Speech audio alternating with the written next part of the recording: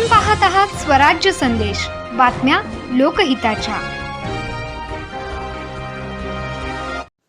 1 September 2025 रोजी शासनाने मराठा समाजाला ओबीसी मध्ये समावेश करण्याचा घेतलेला निर्णय तात्काळ मागे घ्यावा, अन्यथा लोकशाही मार्गाने व्यापक स्वरूपाचे आंदोलन करण्यात येईल असा इशारा सकल ओबीसी आरक्षण बचाव कृती समिती परंडा तालुक्याच्या वतीने परंडा तहसीलदार यांना निवेदनाद्वारे दिला आहे।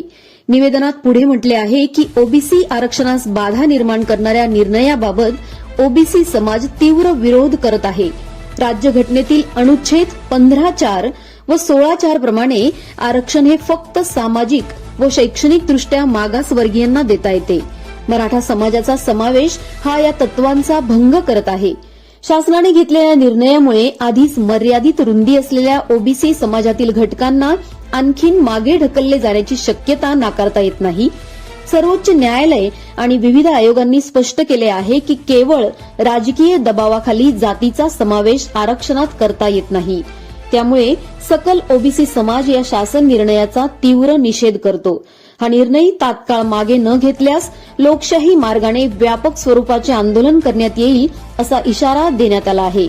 या निवेदनावर अखिल भारतीय समता परिषदेचे जिल्हाध्यक्ष विभीषण खुने, सावता परिषद मुख्य संघटक शिवाजी येवारे, कृषी उत्पन्न बाजार समितीचे संचालक अॅडव्होकेट सुजित देवकते, अॅडव्होकेट भालचंद्र अवसरे, अॅडव्होकेट तानाजी वाघमारे, राष्ट्रवादी ओबीसी जिल्हा कार्याध्यक्ष डॉक्टर नवनाथ वाघमोडे, जिल्हा परिषद माजी सदस्य मारुती मासाळ, राष्ट्रवादी ओबीसी सेल तालुकाध्यक्ष नंदू शिंदे, प्रहार संघटनेचे तालुका अध्यक्ष अप्पा तरटे, माजी नगरसेवक बाळासाहेब गायकवाड, माजी नगरसेवक सतीश मेहेर, दयानंद बनसोडे, संतोष मेहेर, राजू अलबत्ते, बालाजी गायकवाड, राहुल वाघमारे, दिव्यांग संघटनेचे शहर अध्यक्ष गोरख देशमाने, भाजप युवक शहर अध्यक्ष अविनाश विधाते, दादासाहेब विधाते, अरुण अलबत्ते, रफिक मुजावर, संतोष जमदाडे, तानाजी मेहेर, गणेश कोळी, बापू मुळे, उमेश बागल, धनंजय आदलिंगे, अजिम मुजावर, विकास वेळेकर, दत्ता मेहेर, गणेश जमदाडे,